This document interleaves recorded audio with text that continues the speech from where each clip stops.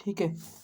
तो अब इसमें आपके विज़न जो है वो आपके हम इसमें आपका एग्ज़ाम्पल ले सकते हैं अमीबा का और इसमें हम आपका एग्ज़ाम्पल ले सकते हैं लेशमीनिया का। लेशमीनिया किसके लिए रिस्पॉन्सिबल होता है? It is responsible for calling काला ज़र।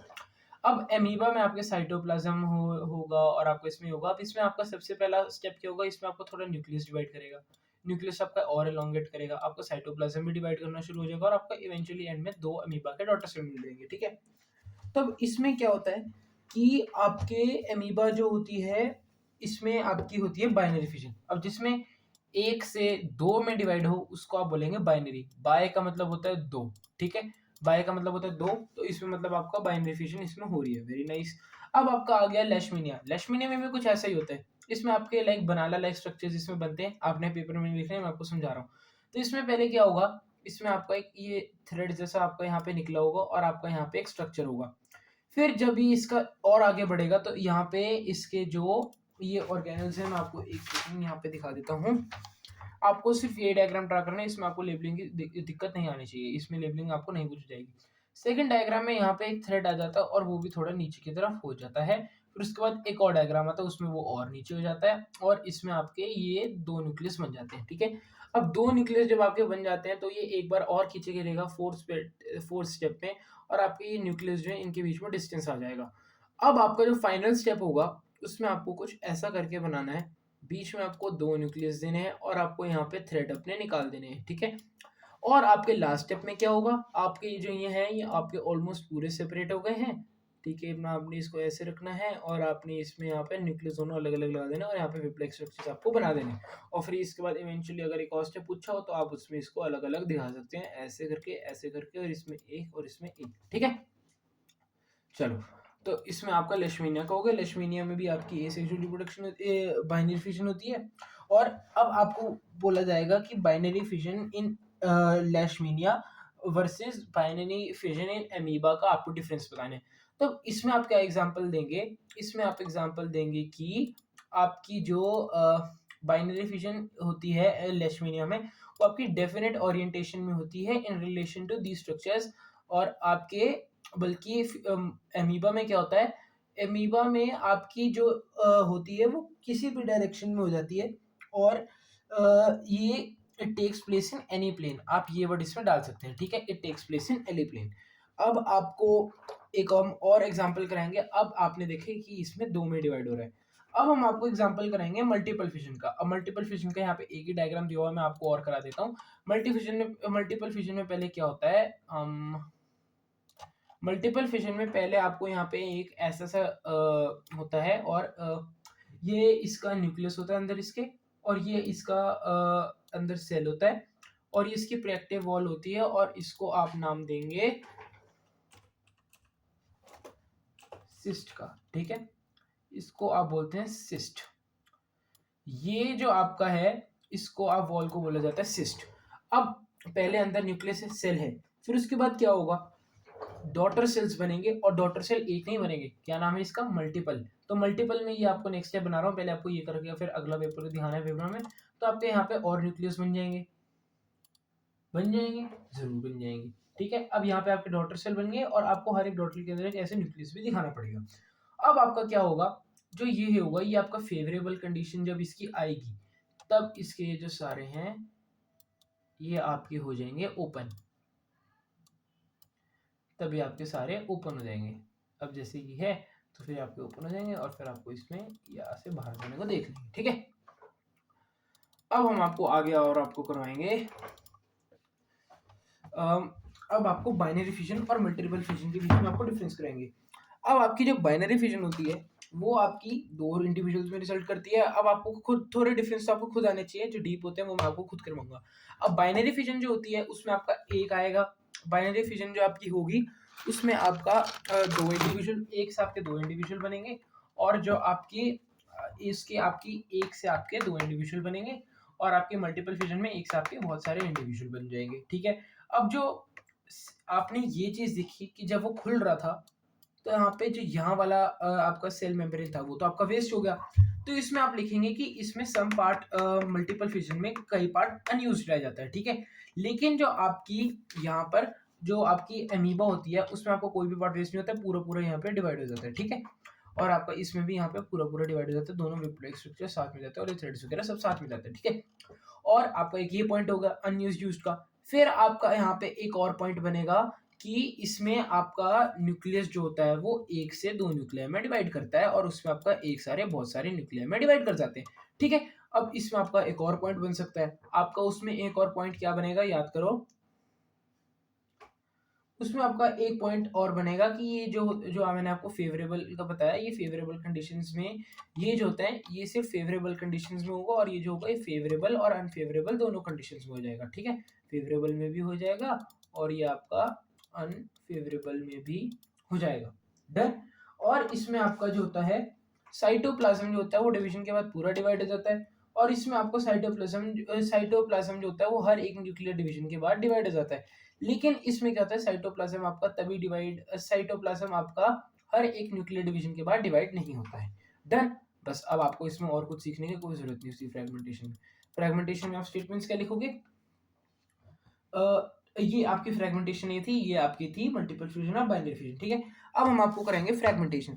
फ्रेगमेंटेशन क्या है, fragmentation is the process in which a piece called fragment. अब इसमें मैं आपको एग्जांपल कोई डायग्राम आपको दिया हुआ है, इसमें आपको कोई डायग्राम नहीं दिया हुआ है, बल्कि आप फ्रैगमेंटेशन के डायग्राम में स्पाइर वगैरह ले सकते हैं, ठीक है। आपको फ्रैगमेंटेशन में क्या करता है, एक पीस जो है वो आपका टूट जाएगा और ये जो दोनों हैं ये दोनों एक ऑर्गेनिज्म बन जाएंगे, ठीक है। सिंपल सी बात है। Fragmentation is the process of breaking of organism followed by mitotic cell division. Meiosis is not involved in this process as it is asexual reproduction. The broken part can develop into an independent adult. For example आपका स्पाइरोगारा आएगा, ठीक है। और इसमें आप क्या करोगे, such organisms produced by breaking of their bodies। अब ये अपनी बॉडीज जो हैं बड़ी बड़ी वो इनको स्मॉल पीसेस में डिवाइड करते हैं, भी लिख सकते हैं या ब्रेकिंग ऑफ एन ऑर्गेनिज्म। इसमें आपको टू वर्ड कहीं नहीं यूज करना, ठीक है। इसमें आपको क्योंकि ये नहीं बताया कि 2 में डिवाइड होगा 3 होगा, क्योंकि स्पाइरोगारा जो है हमने एग्जांपल लिया उसकी मल्टी सेलुलर बॉडी होती है, ठीक है। अब आपका आएगा रीजेनरेशन। रीजेनरेशन में आपका क्या चीज आएगी, रीजेनरेशन में हम आपको बता सकते हैं regeneration is the modified form of fragmentation. It is known as a process that makes cells organs organisms and ecosystem resilient after disturbances of damage. अब रीजेनरेशन में क्या होगा, फॉर एग्जांपल आप देख सकते हैं आपका ये प्लांट है और इसको हम आपका प्लेन एरिया होते हैं, प्लेन एरिया दिखा रहे हैं। अभी जो आपका प्लेन एरिया है ये आपका 3 पार्ट्स में मान लो मैंने इसको नाइफ से काट दिया, ऑब्वियसली आपके हिसाब से ऑर्गेनिज्म मर जाएगा। लेकिन अब इसके लिए कौन सा पार्ट मिसिंग है, नीचे का, बीच के लिए ऊपर और नीचे का, और नीचे के लिए पूरा ऊपर का। तो अब ये पार्ट जो है ये ऐसे सेल से बना होता है जो अपनी पूरी बॉडी वापस रीजेनरेट कर सकता है। अब ये टूटते कब है, regeneration is carried out by specialised cells from this mass of cells. Different cells undergo changes in an organized sequence referred to as development to become various cell types of and tissues. अब इसमें mass of sales क्या होता है, different cells जो होते हैं वो undergo changes in an organise sequence refer to as development to become various cells type of tissues. जिसमें मतलब आपने सिर्फ अपनी लैंग्वेज में लिख देना है, और अगर इसमें आपको और आए तो आप इसमें क्या लिख सकते हैं, it occurs in fully differentiated organisms if the individual is accidentally cut or broken into many pieces, many of these pieces grow into individuals। इसमें आप एग्जांपल दे सकते हैं लेग्स की, क्रैब्स अपनी लेग्स जनरेट कर सकते हैं, मैमल्स अपने लिवर सेल्स और ब्लड सेल्स रीजनरेट कर सकते हैं, लिजर्ड्स अपनी टेल जनरेट कर सकती है, और आप इसमें एक अर्थवर्म का भी एग्जांपल दे सकते हैं जो टूटने के बाद अपनी दोनों बॉडीज को लिविंग बना लेता है, ठीक है। और इसमें आप एक और करेंगे, regeneration is carried out by specialised cells. ये आपका पॉइंट बहुत ही ज्यादा इंपॉर्टेंट है, regeneration is carried out by specialised cells. These cells proliferate and make large number of cells. From this mass of cells, different cells undergo changes to become various cells, types and tissues. ठीक है, अब ये types and tissues बना देता है cell types. और in regeneration the entire organism can regenerate. अब वैसे मैंने आपको फ्रॉग बताया उसमें थोड़े ही होते हैं, लेकिन आपका प्लेनेरिया जो है उसमें आपका पूरा ऑर्गेनिज्म रीजनरेट हो सकता है, ठीक है। अब आपको अगर रीजनरेशन और फ्रैगमेंटेशन का फर्क आए तो आप उसमें क्या पॉइंट देंगे कि जो होता है ये मल्टीपल ये आपका रीजनरेशन जो होता है वो आपका स्पेशलाइज ऑर्गेनिजम्स में होता है, और ये जो आपको होता है ये सिर्फ multi cellular simply developed organisation को डिपेंड करता है, ठीक है। और आपका ऑर्गेनिजम्स जो होते हैं वो सिंपली मेच्योरेशन के बाद दूसरे ऑर्गेनिजम्स से ब्रेक हो जाते हैं। इसमें एक्सीडेंटली कट भी हो सकते हैं, उसमें आपके होते हैं फ्रेगमेंटेशन में आपकी जो ऑफस्प्रिंग्स होते हैं वो डायरेक्टली एक तो सेम टू सेम आइडेंटिकल होंगे, लेकिन इसमें आपका क्या होगा, इसमें आपका पूरा पार्ट जनरेट होगा, production of identical offsprings, production of new body parts from the small organs और टाइप्स ऑफ टिश्यूज, ठीक है। अब no specialise cells are involve in fragmentation, fragmentation में कोई स्पेशलाइज सेल नहीं होती, इसमें स्पेशलाइज सेल होते हैं, मैंने आपको बता दिया एग्जांपल स्पाइरोग्राफ ग्रास वगैरह आप उसमें लिख सकते हैं, ठीक है। बहुत अच्छे से समझ आया, इजी। अब हम आपको कराएंगे बडिंग। अब बडिंग जो है ये आपको हाइड्रा का एग्जांपल दिया हुआ है, और मैं आपको यीस्ट का भी डायग्राम मैं आपको यहाँ पे रफ सा बना के दे देता हूँ। इसमें हम एक सेकेंड हम कुछ कॉपी पेस्ट कर सकते हैं, इसमें मेरे को एक चीज चेक करनी है। मैं आपके लिए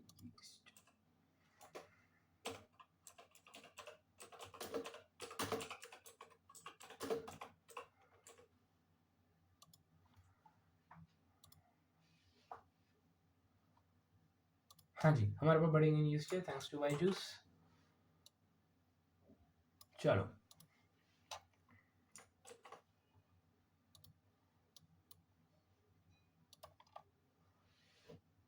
अब आपकी यहाँ पे हमने बडिंग इन यीस्ट भी ले आए हैं। अब ठीक है, अब वो पूरा आपका उसके ऊपर ही कवर हो गया, उसको मैं क्या ही कर सकते हूँ अब, जस्ट अ मिनट, ये बैक नहीं होगा। चलो अब बडिंग क्या होता है, budding is the process in which multi cellular organisms like hydra या आपका यीस्ट, इससे मेरी बहुत गंदी नफरत है, I don't know why, hydra और यीस्ट जो आपके होते हैं वो आपके डेवलप होते हैं कैसे, उनकी बॉडी पे एक बल्ज अपीयर हो जाता है, और उस बल्ज जो होता है वो मैच्योरेशन के बाद टूट जाता है, और उससे आपके माइटोटिक डिवीजन के थ्रू आपका इसमें बॉडी पूरी रीजेनरेट, ये बर्ड जो होती है नीचे गिरती है और ये ग्रो हो जाती है, ठीक है। अब मैं आपको ये पढ़ के दे देता हूँ। बडिंग इन यीस्ट, अब यीस्ट में कैसे बडिंग हुई, during budding in yeast small daughter bud is formed on the parent, parent के ऊपर आपकी एक स्मॉल डॉटर बड बनेगी। कैसे बनेगी, अब आपका पहले यीस्ट सेल है, यीस्ट सेल में आपका न्यूक्लियस डिवाइड होगा, साथ में साइटोप्लाज्म मिल जाएगा, फिर आपकी पूरी न्यू बड एक जनरेट हो जाएगी, और आपकी चेन ऑफ बर्ड्स बन जाएगी। और अगर आप मान लो इनमें से मान लो ये वाली बर्ड जो है वो थोड़ी मेच्योर हो जाती है, तो ये भी एक साइड में यीस्ट ग्रो कर सकता है, और ये हो गया तो ये भी कर सकता है, ये भी पेरेंट सेल की तरह एक्ट कर सकते हैं, ठीक है। अब इसमें क्या होगा, and continues to grow until it get separated, वो ग्रो तब तक होती रहेगी until it get separated. The daughter cell जो है जो आपका यहाँ बनेगा, ये आप देख सकते हैं कि वो पेरेंट सेल से स्मॉलर है, इजी। और इसमें आपका क्या है, न्यूक्लियस है, ये आपका पेरेंट सेल है, फिर आपका बड बन रही है यहाँ, फिर आपका साइटोप्लाज्म डिवाइड हो रहा है और आपके बड को न्यूक्लियस मिल रहा है, फिर आपके यहाँ पे है डॉटर ईस्ट, और आपके यहाँ पे chain of yeast cells form, और आपके यहाँ पे है पेरेंट यीस्ट, ठीक है, इजी। चलो अब हम आपको बताते हैं हाइड्रा में क्या होता है। हाइड्रा का आपने डायग्राम पहले देख लिया था, मैं आपको एक सेकंड यहाँ पे दोबारा दिखाने की कोशिश कर देता हूँ, अगर ये इरेज हो सकता है तो, नहीं हो सकता।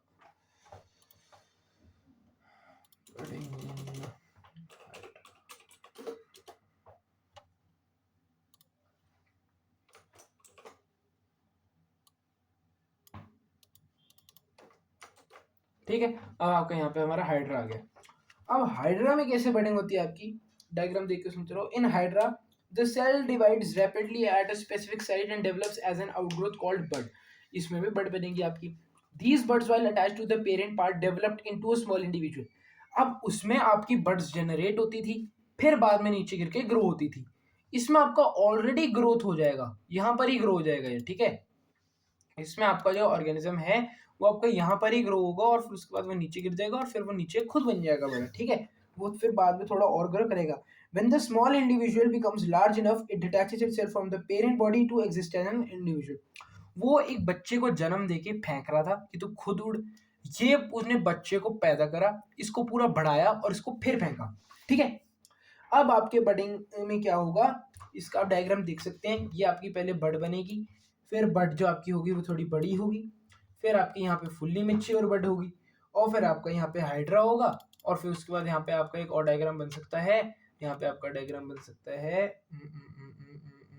आप इसको थोड़ा ठीक से बना देना, और फिर उसके बाद इसको आप जनरली इससे छोटा रखेंगे, ठीक है, डन। चलो अब हम आपका आगे बढ़ते हैं वेजिटेटिव प्रोपगेशन में।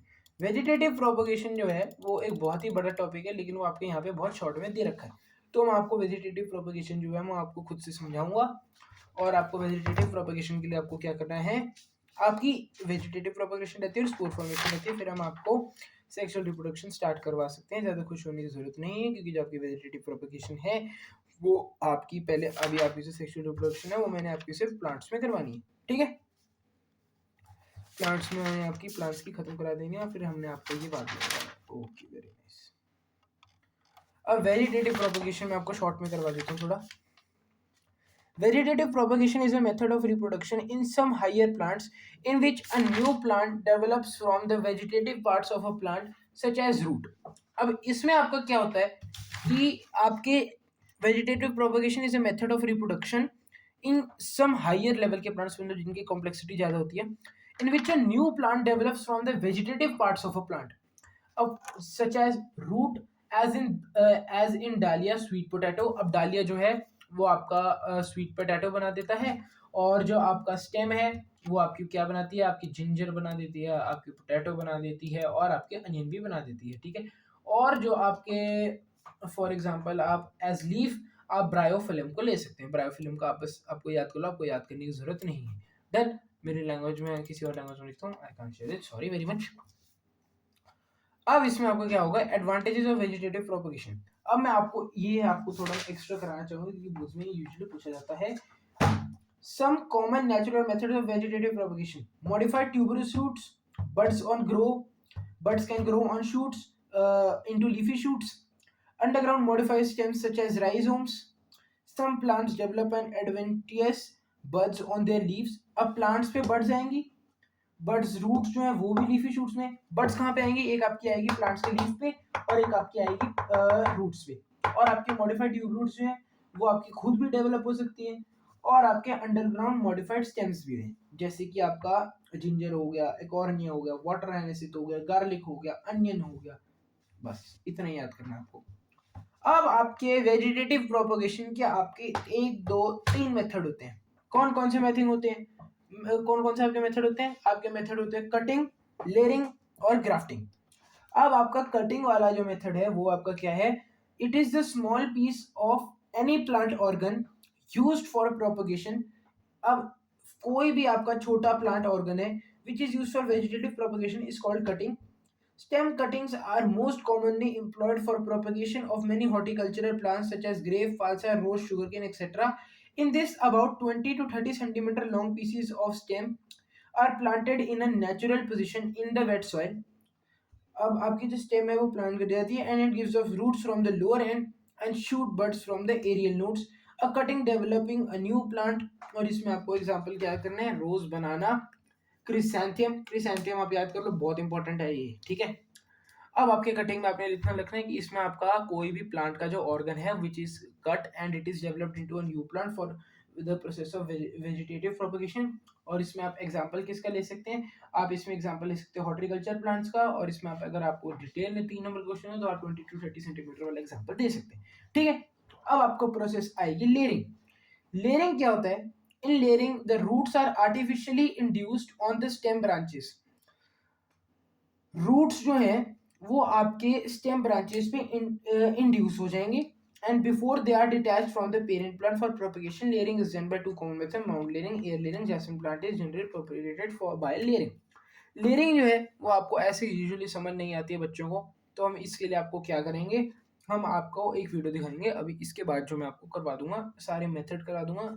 ये वेजिटेटिव प्रोपगेशन आपका रहेगी और आपका स्पोर फॉर्मेशन रहेगा, और फिर उसके बाद आपको वेजिटेटिव प्रोपगेशन के एडवांटेज करा के हम सेक्सुअल रिप्रोडक्शन स्टार्ट कर देंगे प्लांट्स, ठीक है। अब ग्राफ्टिंग क्या होता है, grafting is a method in which two plants are joined in such a way that they can grow into one plant. अब मान लो यहाँ पे एक मेरे पास प्लांट है और मेरा वो अच्छा नहीं उग रहा है, तो मैंने इसको यहाँ से काट लिया और मैंने इसको यहाँ पे ऐसे कर लिया, ठीक है। In which two plants are joined. In grafting is done between two closely related dicotyledonous plants having vascular cambia. Vascular cambia आपका क्या होता है, आपको याद करने की कोई जरूरत नहीं, सिर्फ सुनते रहो। The rooted plant in which grafting is performed is called the stalk. अब इसमें ये rooted plants है जिसमें grafting perform होती है, इसको बोलते हैं आप stalk। और जो आपका grafted plant में लगाया होता है आप उसको बोलते हैं स्काइन, ठीक है। ड्यूरिंग ग्राफ्टिंग अब ग्राफ्टिंग होती कैसी है, 4 से लेकर 12 इंचेस के जो स्कायन होते हैं, स्कायन मतलब ये आपके बड्स के साथ इंटैक्ट होते हैं इस place on the cut and. अब ये बड्स जो होती हैं इसमें लगी होती हैं और इसको आपका क्या होता है स्कायन पे आपको लगा देते हैं, ठीक है। And tied in such a way that the cambium of the two come in contact with two together. इसका जो ये वाला एरिया वो साथ में आ जाए और इसका जो ये वाला आपका एरिया है वो आपका साथ में आ जाए ताकि ये साथ में मिलकर ग्रो कर पाए, ठीक है। अब इसमें बाद में आपको क्या होगा, अब ये तो इजीली गिर सकता है, तो आपको क्या करना पड़ेगा, आपको यहाँ पे इसके लिए यहाँ पे एक आपको ग्राफ्टिंग के लिए तार लगानी पड़ेगी, ठीक है। ग्राफ्टिंग के लिए अगर यहाँ पे तार लगाओगे तो यहाँ पे स्टिक हो जाएगा और आपका यहाँ ग्रो करेगा, ये भी ग्रो करेगा, ठीक है, इजिली। अब आपको क्वेश्चन ये हम थोड़ा डीप जा रहे हैं, तो अगर आपको स्किप करना है तो आप कर सकते हो, अगर आपको नॉलेज चाहिए तो आप रह सकते हो। स्कायन और स्टॉक के बीच में डिफरेंस कॉम्पिटेटिव एग्जाम्स में पूछा जाता है। अब स्कायन जो है it is upper part of the composite grafted plant. ये स्कायन का अपर प्लांट है और इट इज द बेस जिसमें ग्राफ्टिंग होती है। It has a shoot system with desired state, it has an excessive and strong root system. इसमें shoot system है, इसमें आपका रूट सिस्टम है, ठीक है। It is generally taken from high yielding exotic variety, ये हाई यील्डिंग वैरायटी में होता है और ये उसमें होता है जो ग्रो कर रहा हूँ।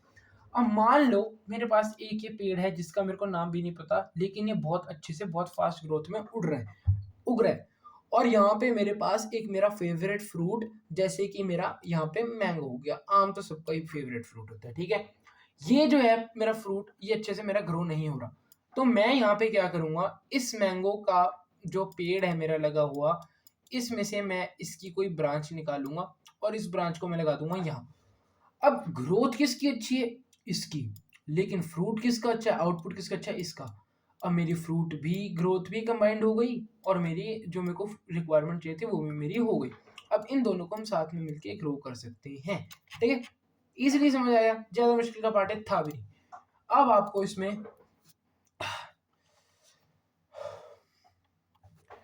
आपको इसमें क्या करना है, स्कायन जो होता है वो आपकी बेटर क्वालिटी जो होती है उन फ्लावर्स और फ्रूट्स को यील्ड करता है, बल्कि स्टॉक जो होती है वो आपके adequate water minerals good encourage देते हैं। जनरली जो स्टॉक होता है वो वाइल्ड वैरायटी पे डिपेंड करता है, ये आपको इतने ज्यादा मैं नहीं कराना चाहता हूँ। और अब आपके आ गया वेजिटेटिव प्रोपगेशन के एडवांटेजेस। वेजिटेटिव प्रोपगेशन के आपके एडवांटेज क्या है, पहला एडवांटेज तो ये है कि चीपर है, इजियर है और मोर रैपिड मेथड है propagation plants as compare to plants उनके नए ग्रो सीड से ग्रो करना।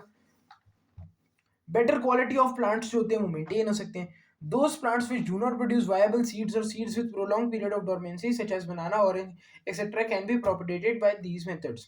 अब कौन से आपके हो गए, जैसे आपका बनाना हो गया, ऑरेंज हो गया, रोज हो गया, जैस्मिन हो गया, ये आपकी अच्छी डॉर्मेंसी के साथ प्रोलॉन्ग पीरियड के लिए ग्रो नहीं करते हैं, तो आप इनको प्रोपेगेट कर सकते हो इस मेथड के थ्रू, ठीक है। The traits or characters of the parent plant are preserved, that is all plants are genetically similar to the enough parent plant to have। अब आपको सिर्फ इतना क्या है, द ट्रेड्स ऑफ कैरेक्टर्स और the parent plant are preserve, ठीक है। It is cheaper easier and more rapid method, और ये मैंने आपको वन करा दिया, plants raised by this methods can bear flowers and fruits earlier earlier than those produced from seeds। बस यही पॉइंट आपको डालना है।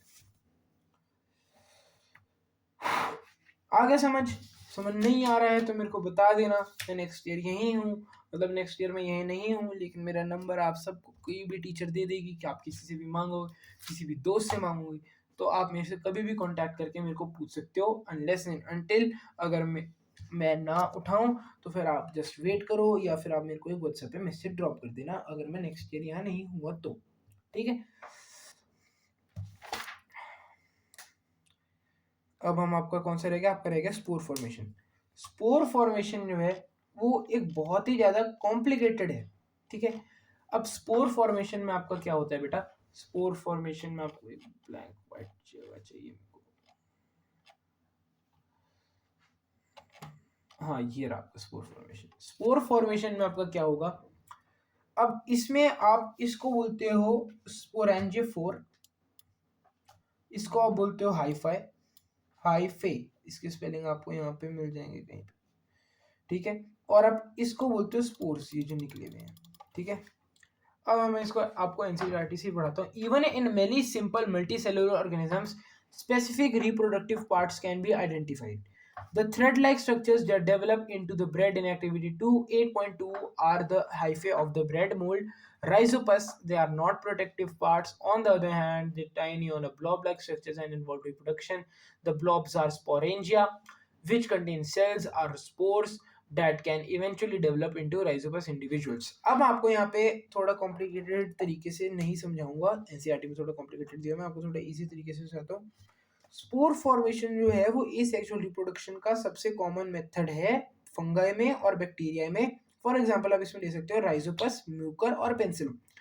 अब स्पोर फॉर्मेशन की प्रोसेस में क्या होता है, ये जो हाइफे होता है, fungi hyphae develops into sporangium, ठीक है, and the nucleus divides several times within the sporangium and each nucleus with a bit of अब इसके अंदर बहुत सारे आपका जो न्यूक्लियस है, जो एक न्यूक्लियस है वो आपका बहुत बार डिवाइड होगा.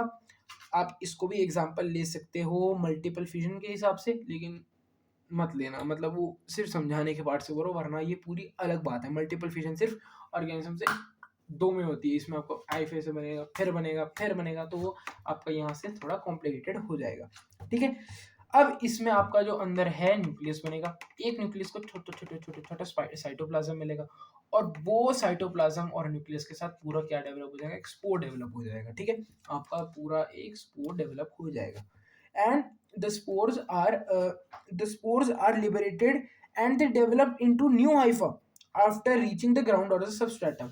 अब जो आपका नीचे पे ग्राउंड है इसको होते हैं सबस्ट्रेटम. अब ये स्पोर्स कभी तो मैच्योर होने के बाद ये फट जाएंगे, स्पोरेंजियम आपका टीयर हो जाएगा, तो उसके अंदर जो स्पोर्स है नीचे गिरेंगे और खुद एक नए इसमें हाइफा में डेवलप हो जाएंगे, ठीक है. अब मान लो आपके, मैं आपको एक एग्जांपल से समझाता हूँ, ठीक है. ये आपका स्पोर्स हैं, स्पोर्स आपका, इसको हम पूरे प्रोसेस में पढ़ेंगे. प्लांट है एक, ये एक, स्टार्टिंग से बात करो, एक प्लांट कहीं से भगवान जी ने नहीं दिया हमारे को, ठीक है. ये ग्रो हुआ, अब हाइफाई जो ग्रो हुआ, इसके अंदर आपकी न्यूक्लियर डिवीजन हुई और इसमें साइटोप्लाज्म भी इसको मिल गया और इसको एक एक स्पोर्स बन गए. अब ये जो स्पोर्स बन गए, अब ये स्पोर्स आपके घिर गए मॉइस्ट मटेरियल पे, जिसको आप सबस्ट्रेटम भी बोलते हैं. अब ये स्पोर्स जो हैं ये इतने ज़्यादा रिप्रोडक्टिव, इनको हम क्यों बोलते हैं रिप्रोडक्शन का पार्ट, क्योंकि ये खुद एक नया हाइफन में डेवलप हो सकता है. और इसको आप क्या बोलते हैं, the blobs are sporangia which contain cells of spore that can eventually develop into rhizopod individuals. The spores are covered by thick walls that protect them until they come into contact with another moist surface and begin to grow. All the modes of reproduction we have discussed so far allow the new generations to be created from a single individual. This is known as asexual reproduction. Then अब हम आपको question बताएंगे. How does binary fission differ from multiple fission, मैंने आपको करा दिया. How will an organism be benefited if it reproduces through spores. अब the spores are covered by a thick walls of tiny blob on strict like structures which are not reproductive parts but protect the spores from unfavorable conditions until they come in the contact with moist surface and begin to grow. Such spores are produced in large numbers and can spread through air. अब जो बाकी है उसमें आपके destroy होने का chance रहता है, लेकिन जो हाईफाई होता है आपका वो इनको प्रोटेक्ट करके रखता है और इनको तभी छूट नहीं देता है जब ये पूरे फेवरेबल कंडीशंस में आ जाए. They germinate within the conditions are favorable. Thus, organism like Rhizopus is benefited greatly when it is produced through spores. Done. ये ज़्यादा आपको क्वेश्चन करने की जरूरत नहीं है. Why is DNA copying an essential part of the process of reproduction? DNA copying is an essential part of process of reproduction because DNA contains the because इसमें हम आपका लिख सकते हैं because DNA contains the blueprint of the offspring. And ये आपका हमने यहाँ पे क्वेश्चन आपको कराया था. What is the importance of DNA in the कॉपिंग, in why is DNA कॉपिंग and important in reproduction, because the creation of DNA is a basic and during reproduction as the cell divides, a copy of DNA along with the additional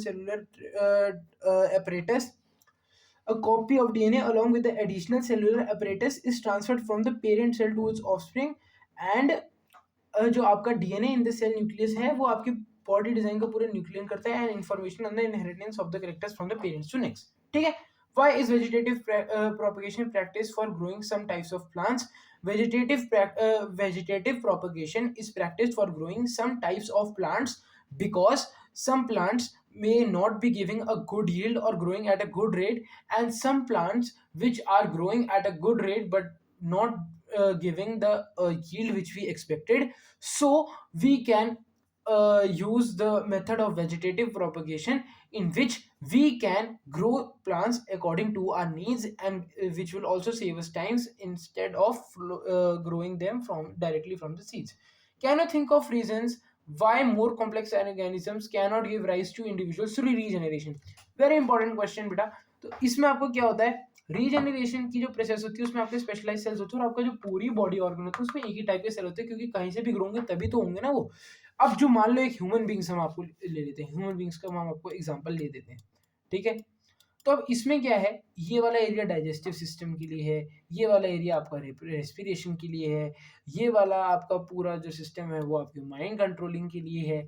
तो इसमें अलग अलग system है। अब अगर मैं brain को आधा उड़ा दूं और बोलूं कि ब्रेन चल, तो पूरी बॉडी उगा, तो वो नहीं उगा पाएगा, क्योंकि ब्रेन जो है उसके पास सिर्फ इतना फंक्शन है कि वो माइंड को कंट्रोल कर सकता है, वो डाइजेस्टिव सिस्टम नहीं बना सकता है।